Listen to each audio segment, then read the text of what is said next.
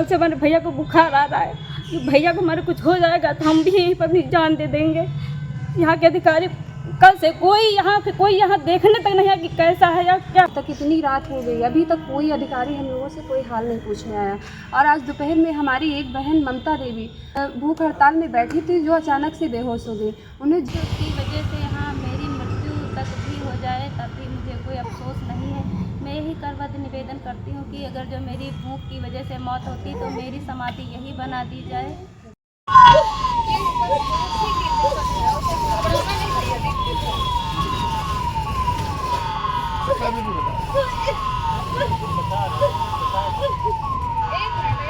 इधर बैठो।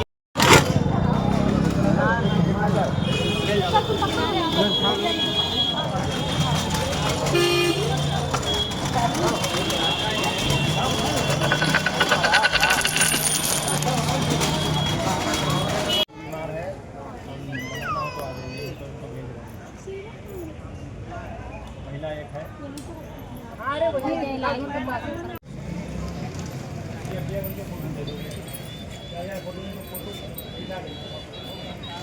की संगीन है। हम लोग कल सुबह 10 बजे से आमरण अनशन और भूख हड़ताल पर बैठे हुए हैं, जिसमें चार लोग भूख हड़ताल पे हैं, बाकी जो 30-35 महिला।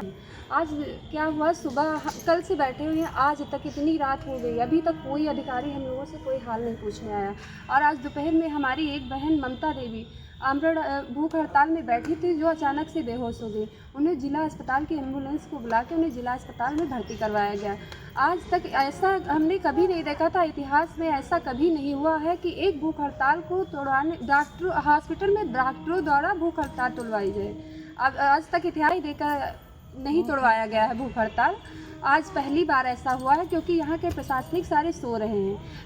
देखो हमारी सेना के जो कर्मचारी हैं वो उधर अपने आतंकियों को धूल चटा रहे हैं, और यहाँ जो भ्रष्टाचारी आतंकवादी हैं वो आराम से चैन की नींद सो रहे हैं। और हम बहनें यहाँ रात में छोटे छोटे बच्चों को लेकर धरना स्थल पर बैठे हुए हैं। आज तक कोई हाल पूछने वाला यहाँ तक नहीं आया है। आगे क्या हो सकता है, कल तक क्या होगा ये तो कुछ पता नहीं, बट छोटे छोटे बच्चे लेकर बहुत सारे बच्चों का बच्चा खा रहे हैं, दूध पी रहे हैं, सब बीमार भी हैं, लेकर हम यहाँ बैठे हैं।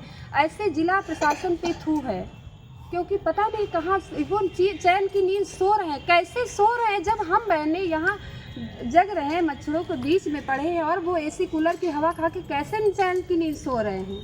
हम लोगों को न्याय क्यों नहीं मिल रहा है? अगर एक बार हम लोगों को हमारी मांगे पूरी कर दी जाए तो हम लोगों को क्यों विवश होना पड़े रोज़ रोज़ ये धरना करने के लिए।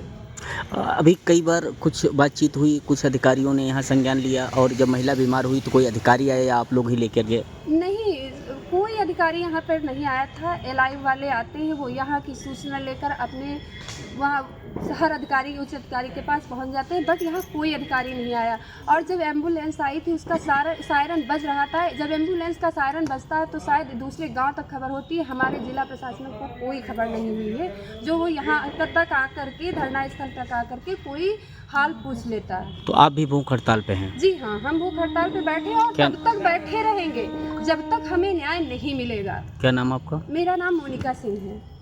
कि हम कल से भूख हड़ताल पे हैं सब लोग, तो यहाँ मतलब कल से भूख हड़ताल पे हैं, फिर भी कोई सुनवाई नहीं हुई है हम लोगों की। जिला प्रशासन से कोई भी यहाँ देखने तक नहीं आया कि ये लोग क्या कर रहे हैं क्या नहीं कर रहे हैं। और हमारी एक बहन भूख हड़ताल में मतलब बीमार हो गई, एम्बुलेंस के द्वारा उसे जिला अस्पताल पहुँचाया गया, जहाँ उसका इलाज हुआ और बोतल वगैरह चढ़ी, इंजेक्शन वगैरह लगाए गए। उसी तरह मैं भी यही कहना चाहती हूँ कि भूख हड़ताल के चलते मुझे भी कुछ हो जाए, जिला प्रशासन से मैं यही निवेदन कर रही हूँ कि अगर जो मुझे कुछ हो जाए तो कोई जिला प्रशासन आ नहीं रहा है। अगर मेरी भूख की वजह से यहाँ मेरी मृत्यु तक भी हो जाए तब भी मुझे कोई अफसोस नहीं है। मैं यही करवत निवेदन करती हूँ कि अगर जो मेरी भूख की वजह से मौत होती तो मेरी समाधि यही बना दी जाए। मैं ही या तो मुझे न्याय मिलना चाहिए। सर मामला बड़ा ही गंभीर है। यहाँ के अधिकारी जो है सारे सो रहे हैं। हम लोग कल से यहाँ पे आमरण अनशन पे बैठे हैं। छोटे छोटे बच्चे लेके दो, ये रोते हैं, चिल्ला के उनको बुखार आ जाता है, कोई अधिकारी यहाँ देखने तक नहीं आते हैं।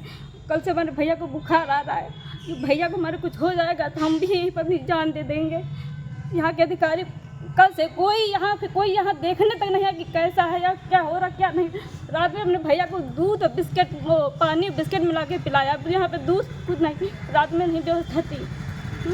जनपद सीतापुर में आंगनबाड़ी भर्ती प्रक्रिया में बड़े पैमाने पर धांधली व भ्रष्टाचार हुई है, जिसमें बड़े बड़े अधिकारी सम्मिलित हैं, जो कि भ्रष्टाचार जनपद सीतापुर में जो 15 करोड़ रुपए का हुआ है वो अधिकारियों की पोल खुल रही है, क्योंकि भ्रष्टाचार में आईडीओ कार्ड से लेकर और साक्ष्य भी सामने आ रहे हैं। लेकिन अभी तक सीतापुर प्रशासन ने ना तो कार्रवाई विभागीय कोई यहाँ से हुई है और ना तो शासन को जो रिपोर्ट जाती है वो भी नहीं गई है और अभी तक कोई कार्रवाई नहीं हुई। आज दूसरा दिन है आमरण अनशन व भूख हड़ताल, जो कि चल रहा है, लगभग रात्रि का 8:30 बजा है आज, और हम सब लोग न्याय की मांग रहे हैं। आज एक हमारी महिला जो आवेदिका थी उसकी हालत भी खराब हो गई, वो जिला अस्पताल में भर्ती हुई, एम्बुलेंस आई, उसके द्वारा भर्ती कराया गया। इसी तरीके से छोटे छोटे बच्चे हैं, साथ में छोटे छोटे बच्चे हैं, लेकिन ये जिले के अधिकारी हैं, इनके कान में आवाज़ नहीं जा रही है। और क्योंकि छोटे छोटे बच्चे बीमार होंगे या कोई बात होगी तो इनका जिम्मेदार कौन होगा?